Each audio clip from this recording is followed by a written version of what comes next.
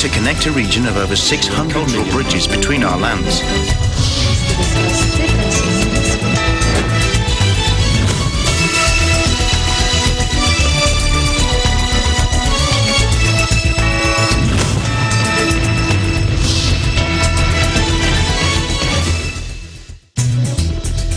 Welcome to ASEAN in Focus. I'm Alma Angeles, and joining me today is from our EBC Cambodia Bureau. Hello, Crystal.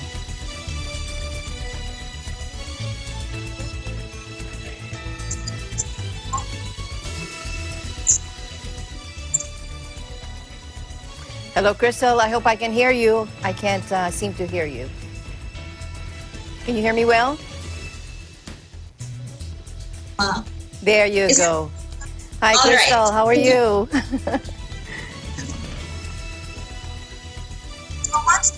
Crystal and Monteros, EBC Cambodia Bureau, bringing you the news in the dynamic ASEAN region. On today's headlines. Myanmar's military leaders came under renewed pressure as the world's wealthiest nations condemned the junta for responding to anti-coup demonstrators with violence, while Indonesia angled for a peace broker role.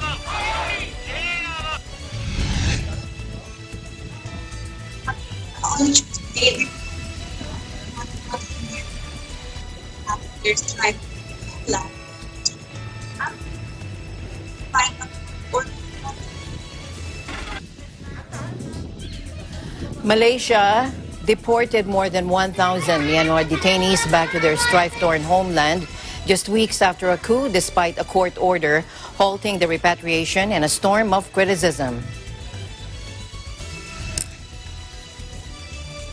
Ships loaded with relief goods are headed to the provinces of Surigao del Norte and del Sur as part of the Philippine Coast Guard's mission to aid those affected by the onslaught of Tropical Storm Auring. Following a mutual decision, the NBA G League announced that Filipino basketball sensation Kai Sotto wouldn't be joining the Ignite Professional Pathway program in the league's ongoing bubble season in Orlando, Florida.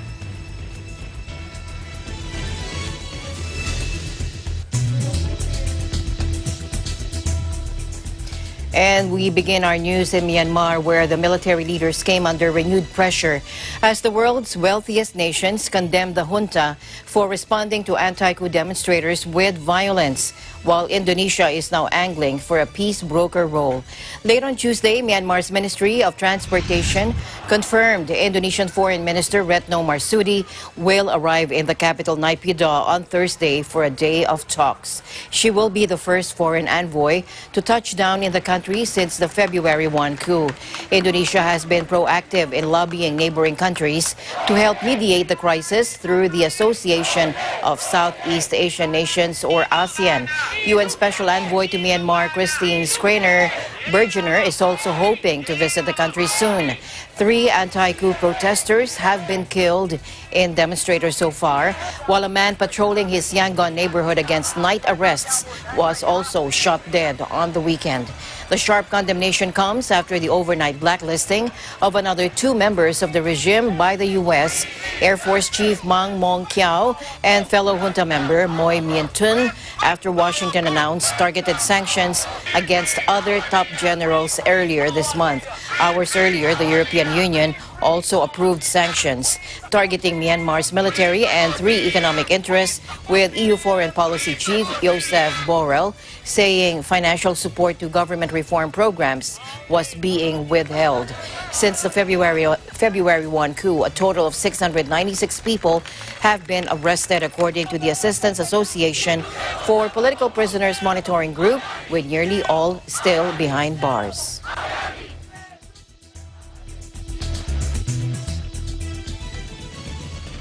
Massive street demonstrations have taken place since Myanmar's military staged a coup on February 1 and detained civilian leader Aung San Suu Kyi, ending a decade-long experiment with democracy. A civil disobedience campaign has also since choked many government operations, as well as businesses and banks. The generals justified the coup by claiming fraud in November's elections which Suu Kyi's party won in a landslide. The junta has proclaimed a one-year state of emergency and promises to hold fresh elections after that without offering a precise time frame. Since the coup, hundreds of protesters have been arrested and 4 have died after being shot. The putsch have drawn global condemnation.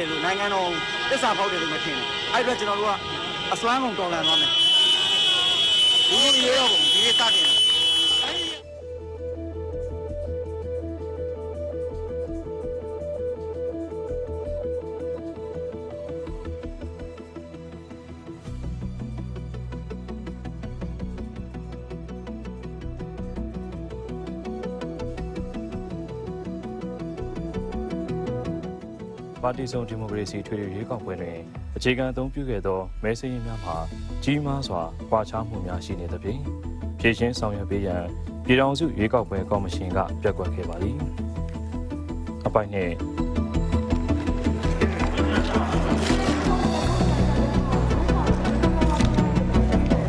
ထဲထဲမှာ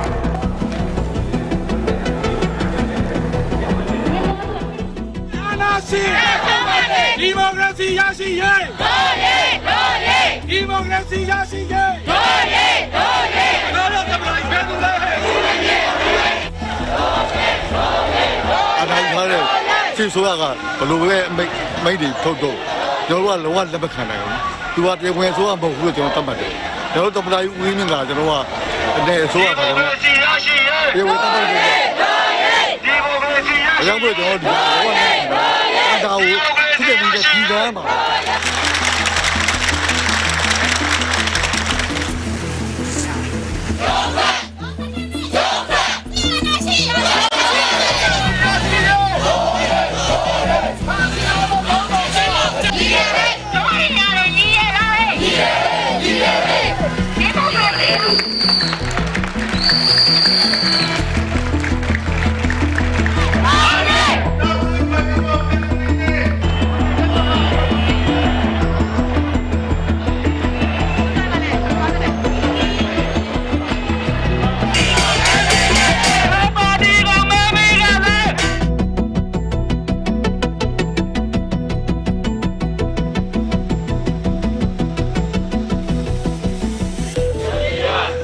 ဒီလို protest ဆိုတာပထမဆုံးကြိမ်ကြုံတွေ့ရတဲ့အရာပေါ့နော်ဆိုတော့တခြားနိုင်ငံလူငယ်တွေရောဘယ်လိုလုပ်လဲသူတို့စံနာတွေဘယ်လိုထုတ်ဖော်လဲဒီလိုအချိန်မှာကိုယ့်အတွက်ကနေပြီးတော့ညီမတို့ကြောင့်အရန်လူငယ်ဖြစ်တဲ့အတွက်ကြောင့်မလို့မခံချင်စိတ်တော့ရှိရပါတယ်ဒါပေမဲ့အရန် serious ဒီနဲ့အဲ့လိုမျိုးသိရမယ်ကြည့်ရမယ်အဲ့ဒါမျိုးမဟုတ်ညီမတို့ generation ဆက်နဲ့ပြီးညံကောင်းစွာနဲ့ဖော်ထုတ်မယ်ညီမတို့ရဲ့စံနာတွေကိုသိစေချင်တယ်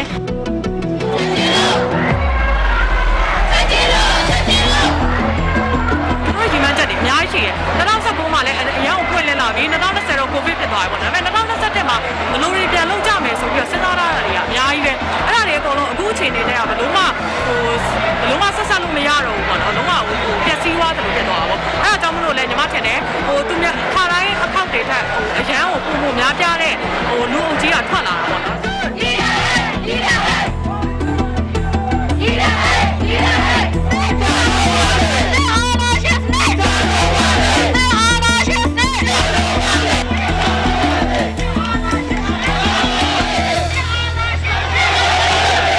အ as they are of the brutal crackdown that they've seen in the past and the fact that the military could cut them down at any moment. What they're primarily fearful of, their primary fear, is going back and living under a brutal military dictatorship. They will not go back there.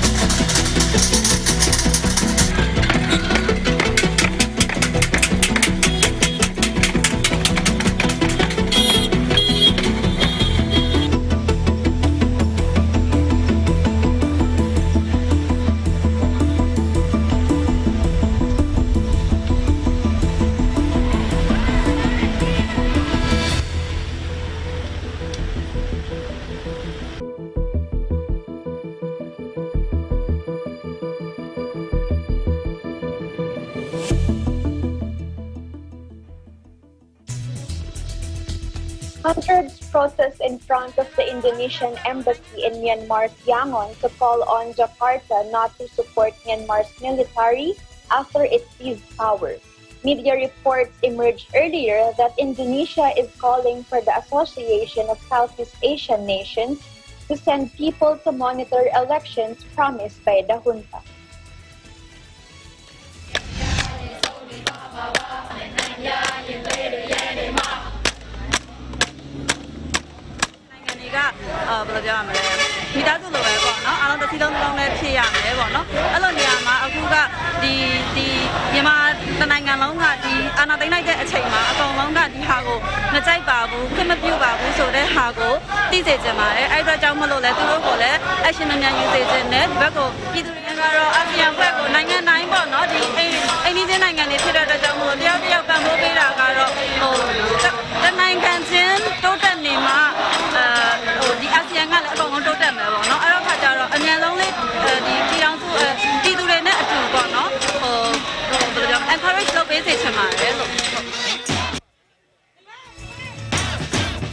Recent weeks, the Myanmar military has deployed tear gas, water cannon, and rubber bullets against protesters, with isolated incidents of use of live rounds. They have also stepped up the presence of security forces in Yangon, Myanmar's largest city. The crackdown has failed to quell weeks of massive street demonstrations, joined by large numbers of striking civil servants, bank staff, and healthcare workers. In other news, Malaysia on Tuesday deported more than 1,000 Myanmar detainees back to their strife-torn homeland just weeks after a coup, despite a court order halting the repatriation and a storm of criticism. The migrants, whom activists say include vulnerable asylum seekers, departed on 3 Myanmar Navy ships from a Malaysian military base after arriving on packed trucks and buses under police escort. The United States, the United Nations, and rights rights groups had criticized the plan, while hours before the deportation, a Kuala Lumpur court ordered it to be temporarily halted to allow a legal challenge. Activists were set to argue it should not go ahead, as Malaysia would breach its international duties by deporting vulnerable people, and the Myanmar's military seizure of power put them at even greater risk. But the vessels later set sail carrying 1,086 detainees, with authorities giving no explanation as to why the court order had been ignored. Amnesty International, one of the groups that had brought the legal challenge, said pushing ahead with the repatriation in defiance of the ruling was inhumane and devastating. Phil Robertson, Deputy Asian Director for Human Rights Watch, said Malaysia had sent them back into the hands of a military junta known for persecuting those who flee the country for political reasons. Officials insist those sent back had committed offenses such as overstaying their visas, and the deportation was part of their regular program of repatriating migrants from poorer parts of Asia.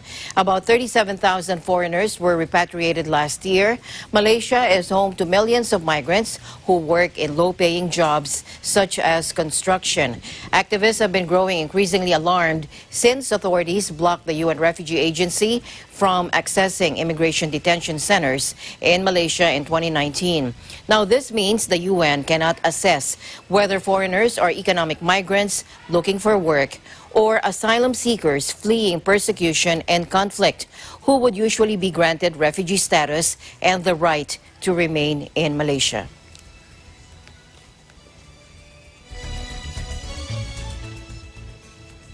Malaysia begins massive COVID-19 immunization exercise. Here's Mirna Soriano, EBC Malaysia Bureau. Mirna? Hi, Crystal. Good afternoon. For the latest news, in Malaysia's fight against COVID-19, the country is set today for a massive nationwide exercise to immunize locals and foreigners free of charge. The National COVID-19 Immunization Program will be spearheaded by Prime Minister Tan Sri Muhyiddin Yassin. According to the report of the newswire Bernama, the Prime Minister will be the first person in Malaysia to get the first of the 2 shots of the Pfizer-BioNTech vaccine, which will be held in Putrajaya Health Clinic at 3 p.m. today. Director General of Health Tan Sri, Dr. Nur Hisham Abdullah, who is known as the forefront of the country's battle against COVID-19, will also be taking the vaccine today, according to the same source. As the Pfizer-BioNTech vaccine has to be taken in 2 shots, the recipients of the first dose will have to set up an appointment to receive the second dose 21 days after. A total of 312,390 doses of the Pfizer-BioNTech vaccine has arrived in Malaysia on Sunday, 21st of February. The vaccines were routed via Singapore, which is the hub for the vaccine distribution to the Asia-Pacific countries, and were flown to Kuala Lumpur, Penang, and some overland to Johor. To facilitate the whole immunization program, the Prime Minister will as well officially launch vaccination registration exercise over the My Sagittaria application today. Android and iOS smartphone users can update their My Sagittaria application and answer questions on consent to get the application form for receiving the vaccine. The first phase of the immunization program is scheduled from today until April. The second phase will be from April to August for senior citizens aged 60 and up, and for groups with morbidities, as well as people with disabilities. The third phase is until February 2022 for people 18 years and above, according to Bernama. Meanwhile, Malaysia's active COVID-19 cases has dropped by more than 40% in the last 2 weeks, according to the Health Ministry on Tuesday, 23rd of February. 2,468 cases of new infections have been recorded. However, a higher figure of 4,055 patients were discharged on Tuesday, according to the report of the Straits Times Online. In a statement made on Tuesday, Director General Nur Hisham Abdullah said that the cumulative number of confirmed COVID-19 cases in the country should stood at 288,229, with total recoveries of 256,678 since the virus was tracked from January last year. And that's the latest news in Malaysia. Back to you, Crystal. Thanks for the update, Mirna, and be safe there. Thank you. Reporting live from Kuala Lumpur, this is Mirna Soriano. Will live in interesting times. Thank you, Mirna. Here in the Philippines, President Duterte is giving government officials 1 week to start rehabilitation in storm-hit Surigao del Sur province. In a situation briefing in Tandag City, President Duterte urged the government executives to assist the victims, help the province's agriculture sector, and repair damaged infrastructures within 1 week. Let's listen in. Were there enough food and water for the people during the typhoon? Magtiis ka na lang ng isa. Bibilihan kita ng bago pag birthday mo. Yes, sir. Yes, sir, Mr. President. We have enough food supplies, and this kind of incidents will likely overwhelm the capacities of the local government units. The Office of Civil Defense. The pressing problem really is itong pagkain. What I have really experienced over these years, being mayor of Davao City, almost 23 years, so hindi tayong mga dumaan sa local, hindi tayo medyo sanay tayo, hindi tayo dihado, and basta ganon, pagkain, shelter, mga plastic, ano-ano, and tubig. Yan, importante talaga yung tubig. President Duterte, accompanied by Senator Bongo, conducted an aerial inspection of areas hit by Tropical Storm Auring, and floods hit different parts of Surigao del Sur on Monday or Sunday due to heavy rains brought by Auring. As of Tuesday, the storm has left 1 fatality, 2 missing in the Caraga region, and affected almost 32,000 families, according to the National Disaster Risk Reduction and Management Council. Agricultural damage losses incurred are estimated at 21.56 million pesos, according to the Department of Agriculture.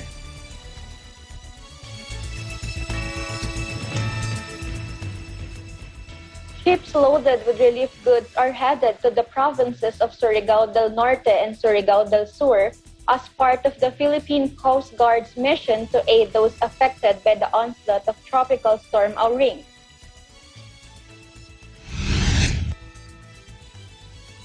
It is intended for areas affected at Surigao del Sur and del Norte. Those that left yesterday were brought to Surigao del Sur. PCG spokesperson Commodore Armando Balilo said in a Viber message. The BRP Gabriela Silang and BRP Malapascua were both loaded with boxes of food packs, tents, sleeping kits, and bottles of alcohol on Tuesday. The supplies were ferried from the Department of Social Welfare and Development head office in Quezon City to Pier 15 in Port area using 2 Coast Guard boom trucks, 1 Coast Guard bus, and 2 DSWD closed vans, the PCG said in a Facebook post. Families affected by the onslaught have climbed to 49,947 in 5 regions. The latest data from the National Disaster Risk Reduction and Management Council on Wednesday show.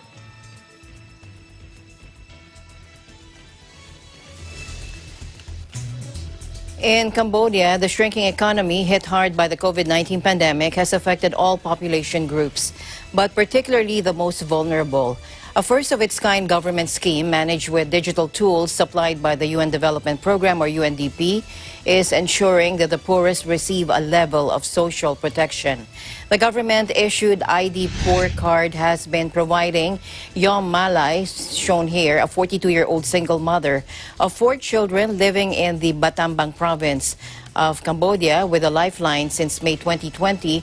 With the card, she is entitled to 176,000 riels or $43.45 per month to support herself and her family, using most of it to buy dry food, ingredients, and rice, products with a longer shelf life that can be rationed through the month.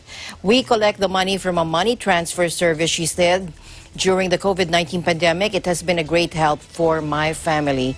In addition, she said, if we ever need to go to the hospital, we get medical treatment, care, and medicine free of charge, no cash, cards only.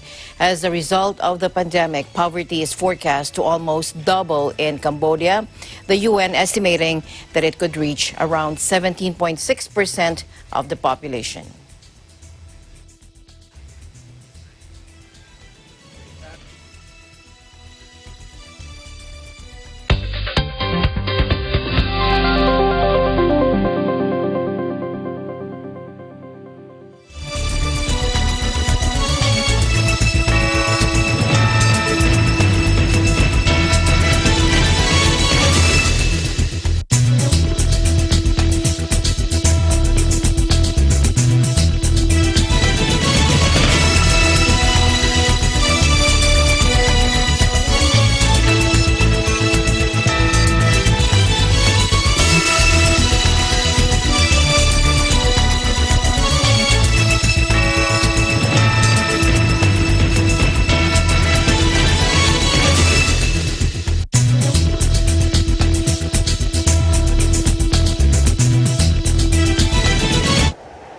Innovation, digital disruption, globalization.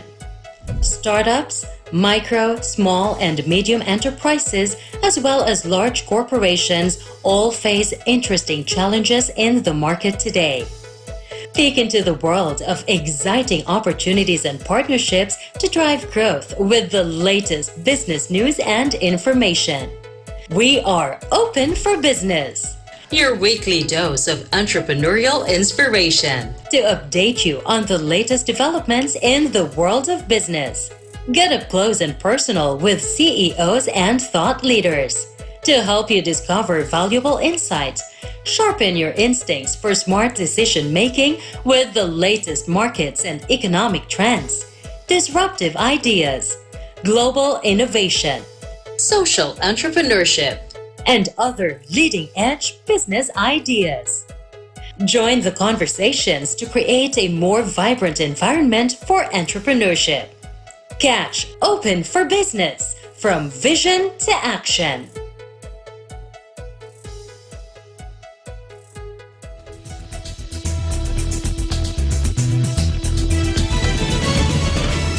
Welcome back. Back in the Philippines, a magnitude 5.2 quake jolted Davao Occidental today, according to the Philippine Institute of Volcanology and Seismology, or PHIVOLCS. Now, the tectonic quake struck 318 kilometers southeast of Sarangani town at about 6:25 this morning. It had a depth of 79 kilometers. PHIVOLCS hasn't logged any reported intensities and instrumental intensities in its earthquake bulletin issued at 6:59 a.m. Reported intensity is the traditional way of knowing the intensity based on reports by people who felt the earthquake. Instrumental intensity, meanwhile, is measured using an intensity meter that measures ground acceleration. Now, PHIVOLCS said aftershocks and damage are not expected from this quake.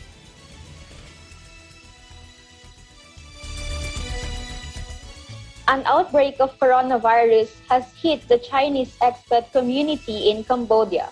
The country's Premier Hun Sen said Saturday a setback in the Southeast Asian nation's otherwise successful containment effort. The kingdom has so far fared well in tackling the virus, and life in the capital, Phnom Penh, has largely returned to normal. But a group of Chinese nationals who underwent testing to obtain medical certificates for overseas travel recorded positive results on Saturday, sparkling fears of a wider outbreak in the community. We have discovered a big community infection with 32 cases. This is a bad situation for us, Hun Sen said during a speech broadcast on state-run TV. He said those found positive today are all Chinese. The increasing presence of Chinese businesses across the kingdom has heightened anti-Chinese sentiment among some Cambodians, and Hun Sen urged people not to discriminate against Chinese nationals because of the latest outbreak. He urged residents to wear masks and practice social distancing. The infections were sourced to a nightclub, now closed, and authorities are contact tracing to track down any other cases, the Prime Minister said. Much of Phnom Penh will remain open, including schools. But a small island connected to the city known as Kopik or Diamond Island is now under partial lockdown, with police blocking all road access on Saturday morning. The last local infection in Cambodia was in November. In other news, anti-government protesters staged a rally in downtown Bangkok over a bribery scandal inside the Thai police force recently, exposed by an opposition MP during a censure debate against Prime Minister General Prayut Chan-o-cha and his cabinet. Let's listen in. ก็รู้อยู่แล้วว่ามีเหตุการณ์แบบนี้เกิดขึ้นในราชการไทยเพราะว่าเกิดการคอร์รัปชันต่างๆมากมายมาตั้งแต่อดีตถึงปัจจุบันเอกสารที่มันออกมาเกี่ยวกับตัวช้างใช่ไหมครับซึ่งเราบางคนอาจจะไม่คิดว่ามันเป็นหลักฐานที่จริงหรือไม่จริงก็ตามเนี่ยแต่ว่าประชาชนมีสิทธิ์จะรับรู้ว่าภาษีที่เราไปใช้หรือว่าการทำงานของข้าราชการเนี่ยมันโปร่งใสหรือจริงเท็จหรือเปล่า Dubbed elephant tickets, it claims that any well-connected police officers who want to bypass the ranks and get a hold of high positions inside the force must possess these tickets, which could only be obtained by the right amount of money and approved by Prayut and his entourage. Premier Prayut, who chairs the Police Commission, which oversees police appointments, responded to accusations by saying every appointment under his oversight was done according to laws and police regulations. However, he didn't directly address the elephant ticket itself.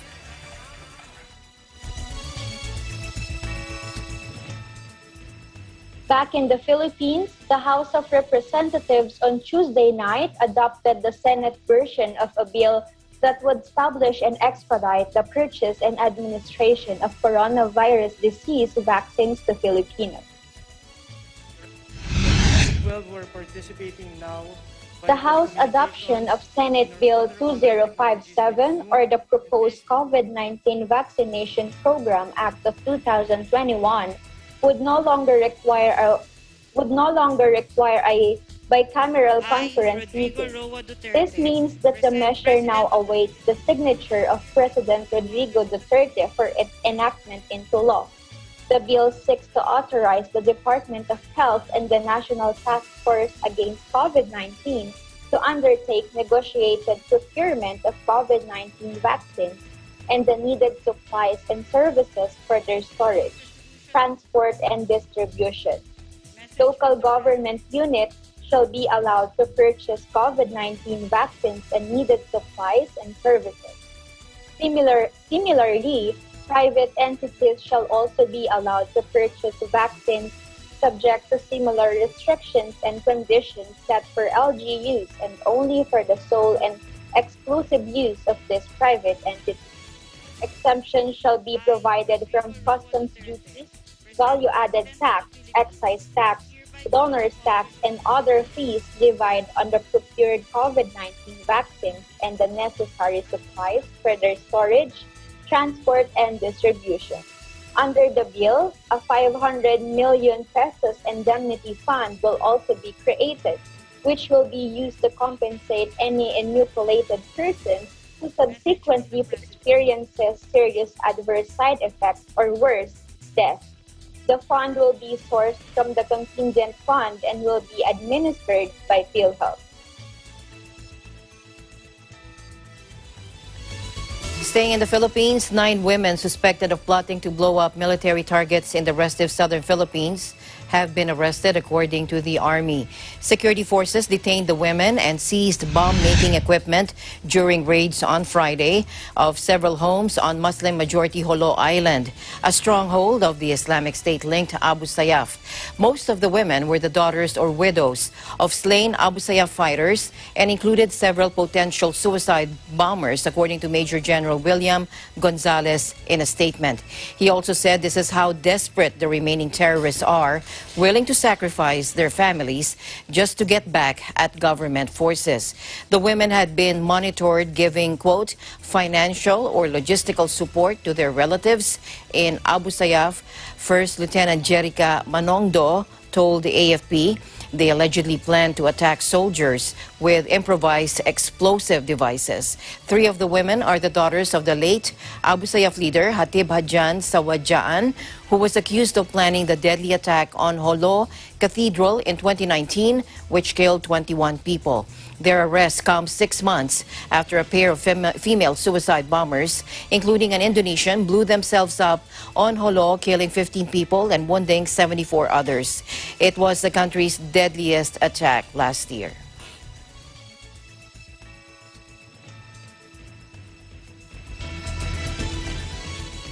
President Rodrigo Duterte has given his nod to the proposed creation of interagency task force for the resettlement of rebel returnees, Cabinet Secretary Carlo Nograles said on Tuesday.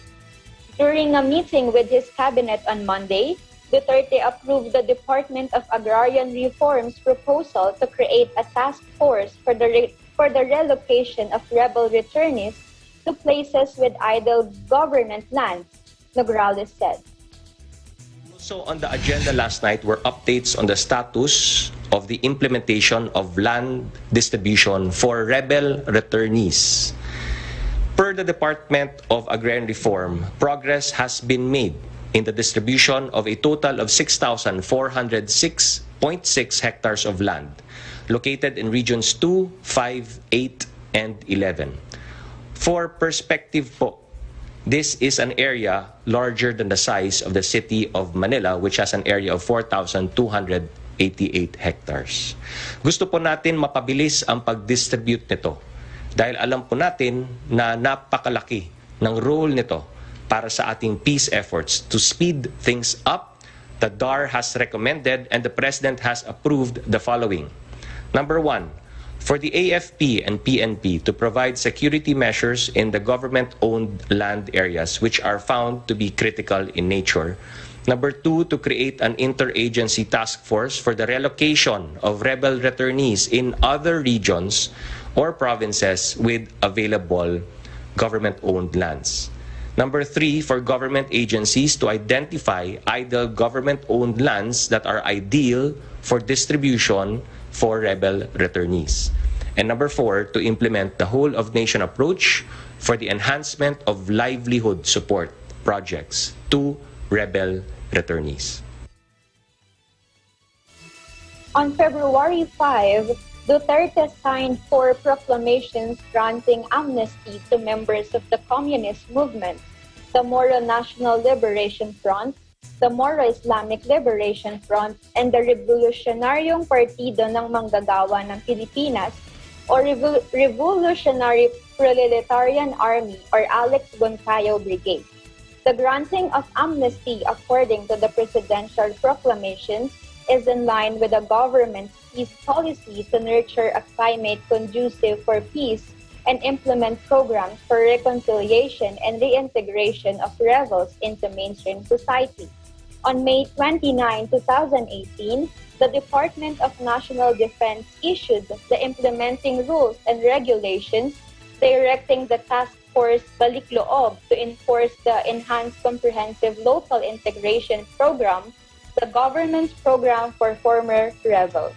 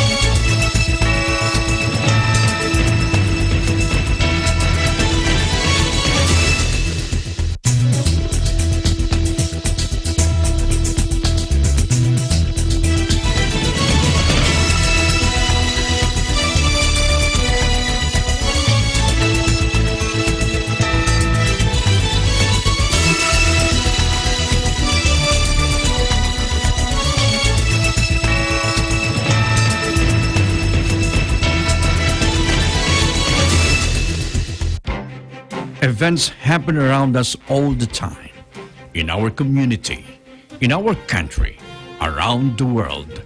Events that affect people, move communities, or simply inspire us. Interesting events that people need to know. In these interesting times, we continue to be a competent partner in delivering news about these events.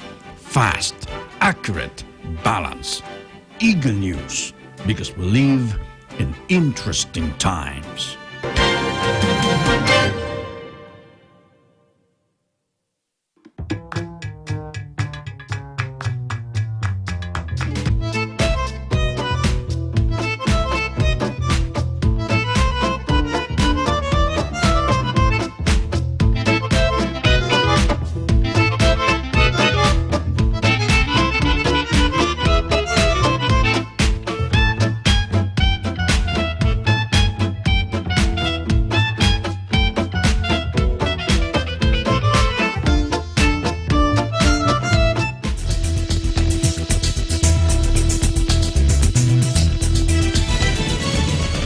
Welcome back. The U.S. State Department has named and hailed Pasig City Mayor Victor Vico Soto as one of the 12 international anti-corruption champions. Secretary of State Antony Blinken announced the anti-corruption champions yesterday, February 23. The Secretary of State Antony Blinken launched the International Anti-Corruption Champions Award to recognize individuals who have demonstrated leadership, courage, and impact in preventing, exposing, and combating corruption. The write-up on Mayor Soto and his anti-corruption campaign says, quote, Victor Soto, Mayor of Pasig, the Philippines, is a standard bearer for a new generation of Philippine politicians who prioritize anti-corruption and transparency initiatives in their election campaigns and in office. In 2019, Soto, then a 29-year-old city councilor, defeated an incumbent mayor whose family had ruled the city for 27 years. Soto's prior work on the city council resulted in the Freedom of Information legislation that allowed city residents to request documents without having to provide a justification, the first such law in the Metro Manila area. Soto has sought to solidify his reputation as a fresh voice with a new, more transparent approach to governance. He pledged to avoid any kickbacks in the awarding of city contracts, established a 24/7 public information and complaints hotline, formally involved civil society organizations in the city's budgeting and policy making, and mandated that the value of all city government contracts be reduced by at least 10%, a measure intended to reduce bribery in the contract awarding process.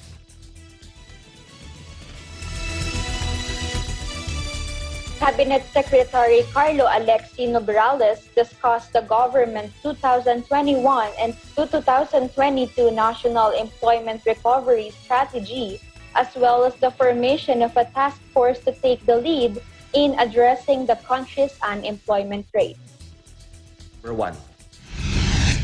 Another initiative that was discussed yesterday was the 2021 to 2022 National Employment Recovery Strategy, or NERS, or NERS. As most of you already know, like the rest of the world, the country's employment was hit hard by the pandemic. Unemployment peaked last April at 17.6%, or an equivalent of 7.2 million Filipinos. And while we were able to halve that to 8.7% by October of 2020, we recognize that a coherent national strategy can help create a policy environment that encourages generation of more employment and entrepreneurship opportunities. It will improve employability and productivity of our workers, and it will provide support to existing and emerging businesses. This is where the NERS, or NERS, comes in. The strategic framework of the NERS is based on the following pillars. Pillar number 1, stimulating the economy and employment. Pillar number 2, supporting enterprises, jobs, and income. Pillar number 3, protecting workers in the workplace. And pillar number 4, trusting social dialogue to encourage innovative solutions. To help move the NERS along, a NERS task force has been formed, co-chaired by the Department of Labor and Employment, and chaired by the Department of Trade and Industry, and co-chaired as well by the Technical Education and Skills Development Authority. The task force's members include the DOT, DILG, DENR, DICT, DA, DAR, DSWD, DepEd, CHED, DPWH, DOTR, DOST, and NSC. Among the policy considerations that the nurse task force has initially discussed are the emphasis on the need for a whole-of-government approach that will help create jobs and encourage more investments vis-a-vis key government policy and program interventions, such as the Corporate Recovery and Tax Incentives for Enterprises Act, the Balik Probinsya, Bagong Pag-asa, the Build, and others. The affordability of testing requirements to restart the tourism industry. The push for policies to strengthen finances through measures such as the Government Financial Institutions Unified Initiatives to Distressed Enterprises for Economic Recovery Bill, the FIST or Financial Institution Strategic Transfer Bill, already signed into law, the Personal Property Security Act, the Warehouse Receipts Bills, which will help access to finance of pandemic-hit enterprises. An executive order is now being readied to institutionalize the nurse task force in order to oversee all of these efforts.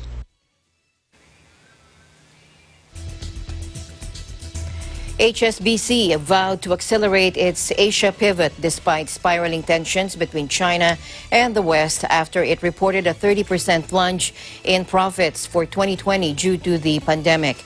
Reported profit after tax came at $6.1 billion, which the bank blamed primarily on higher than expected credit losses and other bad debt charges. The results came as HSBC published a new strategy laying out plans to redouble its attempt to seize more of the Asian market, the region of the world where Europe's largest lender makes the vast majority of its profits. The strategy will see the London headquartered bank plow some $6 billion into shoring up operations across Asia, with a particular focus on targeting wealth management in the increasingly affluent region. The bank made specific mention of markets in Southeast Asia, such as Singapore, as well as China and Hong Kong, and also the Middle East.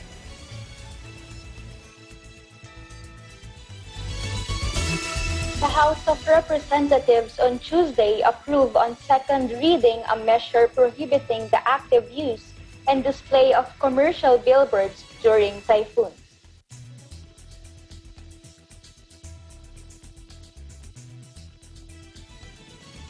Chamber passed through voice voting House Bill 7174, or the proposed Bawal Billboard Tuwing Bagyo Act, which aims to mitigate the risk of billboard-related accidents during typhoons. Under the bill, all advertising materials shall be automatically taken down by the billboard operator within 12 hours from an official announcement or release of a Typhoon Signal Number 1 bulletin or any other significant weather disturbance by the Philippine Atmospheric, Geophysical, and Astronomical Services Administration or PAG-ASA. The prohibition shall be in effect for the duration of the weather disturbance. Any operator who violates the provisions will be subject to a fine of not less than 300,000 pesos or imprisonment of not less than 6 months, but not more than 1 year, upon the discretion of the court. Deputy Speaker Eddie Villanueva, author of the bill, said while a total ban on billboards would be economically unfeasible given the amount of revenue and jobs that it generates, especially in the advertising field, a step forward in the regulation of billboards is the prohibition on its active use during a calamity or severe weather disturbance.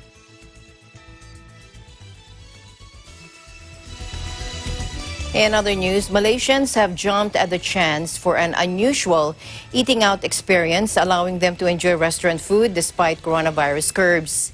And this is called in-car dining. Take a look.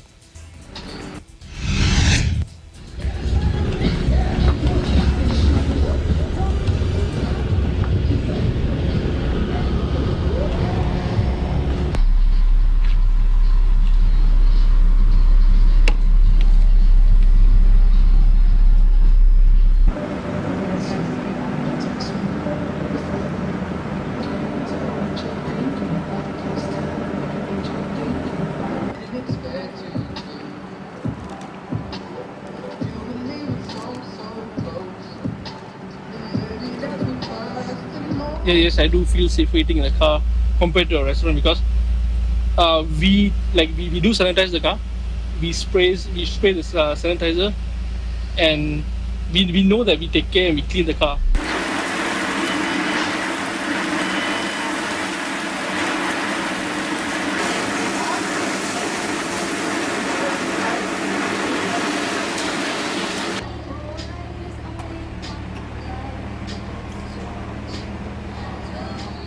Menariknya dapat kurangnya berinteraksi lah dengan orang lain lah, so dapat mengurangkan interaction, so dapat elakkan pada COVID ni lah.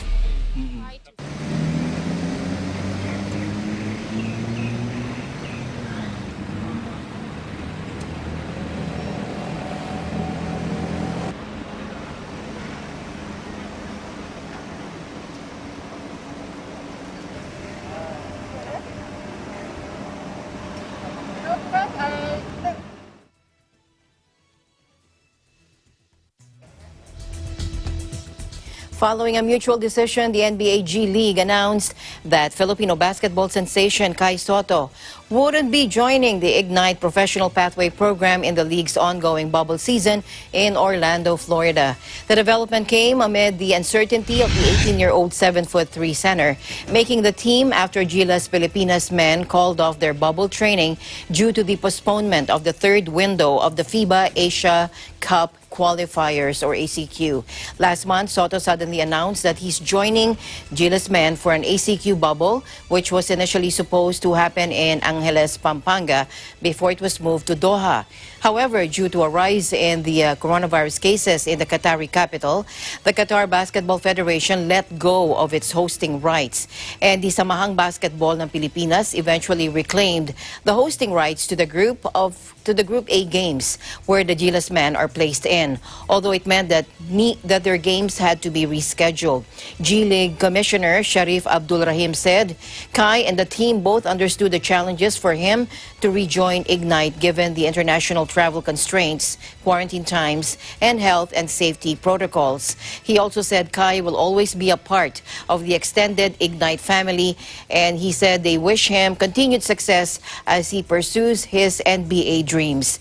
The Ignite squad, which still has some Filipino firepower in it, projected pick Jalen Green, is currently in 5th place in the G League standings at 5-3.